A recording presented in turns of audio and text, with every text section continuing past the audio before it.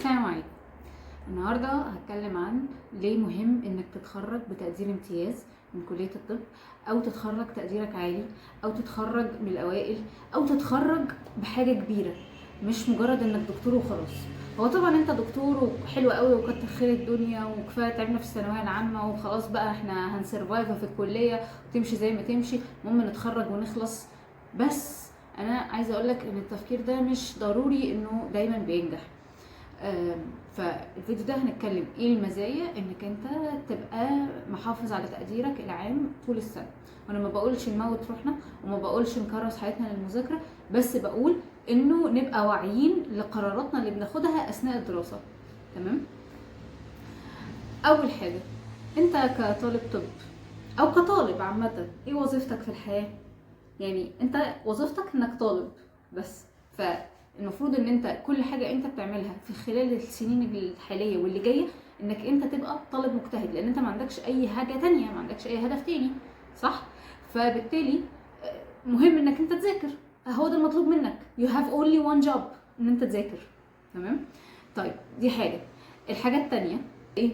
دكتور. اذا اللي بتذاكره ده ايه؟ طب.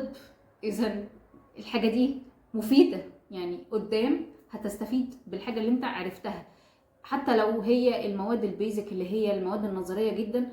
والله مفيده، والله الحاجه اللي بتتذاكر كويس بتفضل موجوده وبتفضل مسمعه كده في السبكونشس، بتفضل موجوده كده في خلفيه دماغك كده موجوده، حتى لو انت مش فاكرها كويس، بس اساس حلو تبني عليه.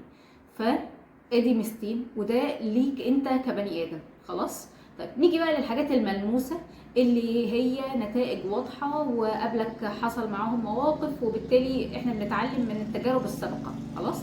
فهنقول اسباب ملموسه، اسباب واقعيه ليه مهم تتخرج بتقدير عالي. تمام. واعذروني لو انا بصوت، بس عشان انا نفسي كنت هقع في الفخ ده وبعدين عرفت متاخر. فبرضه لو انت خلاص في اخر كام سنه في الكليه وعرفت المعلومات دي متاخر، عادي، انا كنت كده هقول في اخر الفيديو عملنا ايه وعادي. تمام. طيب انتوا عارفين ان احنا لما بنيجي نتخرج بيبقى فيه تاني تنسيق تاني، بس التنسيق ده بيبقى على كذا حاجه. يعني يا اما يبقى في الجامعه لو انت خلاص هتتعين في الجامعه، يا اما يبقى في الصحه لو انت هتبقى في الصحه. تمام. يعني برضه عشان تبقوا فاهمين لما بنتخرج، وشوفوا الفيديو اللي هو ايه هي الحاجات اللي بتحصل بعد ما بنتخرج، ايه سكك الشغل بعد ما بنتخرج. تمام. بس المهم ان احنا عندنا سكتين كبار، يا اما تتعين في الجامعه يا اما تتعين في الصحه. خلاص. فلو تعينت في الجامعه بتدخل في حاجه شبه التنسيق اسمها قاعده النيابات. قاعده النيابات دي بتتعمل بالاولويه بالترتيب، يعني اللي طالع الاول هو اللي ليه كل التخصصات، اللي طالع التاني ليه كل التخصصات ما عدا التخصص اللي الاول خده. فاهميني؟ فبالتالي دي قاعده النيابات بتاعه الجامعه. بتاعه الصحه انت المفروض بتتنسق مع بقيه زملائك من جمهوريه مصر العربيه على المناطق وعلى التخصصات. في تخصصات بتاخد تقديرات عاليه زي مثلا ولا الحصر الجلديه، وفي تخصصات تاني تقديرها في اللذيذ زي مثلا ولا الحصر الفاميلي ميديسن او التخدير. تمام. هيبقى في تنسيق تاني. خلاص. فانت لما ما شاء الله يعني ان شاء الله تجيب امتياز او تجيب نسبه عاليه او تتخرج بتقدير حلو، يبقى انت عندك اوبشنز اكبر بكتير من اللي جايب جيد او مقبول. ده كلام منطقي ما فيهوش حاجه. يعني انت لما تطلع مثلا من ال10 ال20 ال30 الاوائل، الدنيا مفتوحه قدامك تخصصات كتير جدا، ما انتش محصور في اخر الدفعه محصور في اوبشنز قليله او في اختيارات قليله. نفس الكلام في الصحه. انت مثلا نفسك في جلديه بس للاسف جايبه 70% ومش عارفه تاخديها، فهتضطري تروحي تاخديها بفلوس، يعني تدفعي فلوس عشان تاخدي التخصص. واحيانا كمان بيبقوا طالبين ان انتوا اللي حتى اللي بيدفع فلوس برضو بيبقوا طالبين تقدير احيانا يعني. ف ليه ليه ليه نعمل كده؟ فادي اول سبب، ادي اول سبب ملموس، انه التقديرات والامتياز والدرجه المئويه بتفرق. في تخصصات بتقول انا عايزه كل اللي جايب جيد جدا فاعلى، جايب جيد معلش مش هاخدك، حاول نتارجت ان احنا نجيب جيد جدا فاعلى. في مثلا مكان هنا في مصر في القاهره اسمه معهد الرمد، ودي بقى تجربتي انا.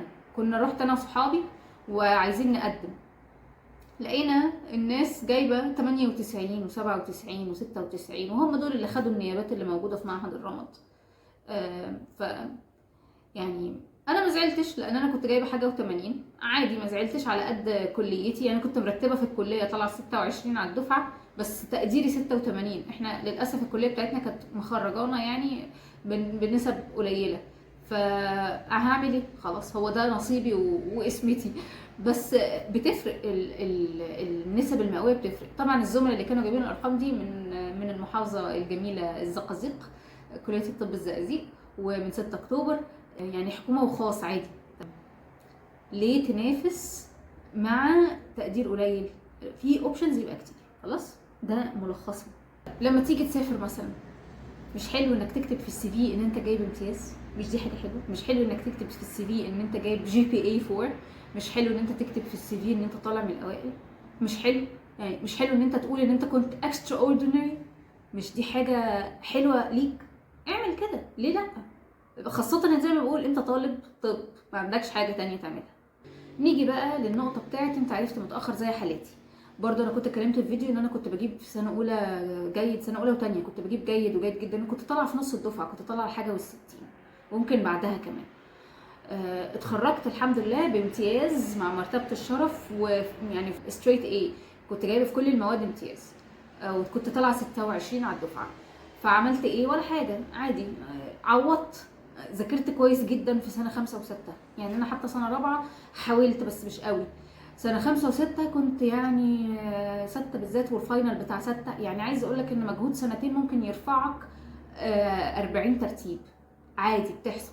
فبالتالي لو انت في الاواخر اعمل اللي عليك وخلاص. يعني انت لو في اخر كام سنة اكتشفت ان انت لازم تجيب تقديرات كويسة، اعمل اللي عليك وخلاص، ذاكر كويس وخلاص، وهي هتعوض نفسها، هي هتشيل نفسها.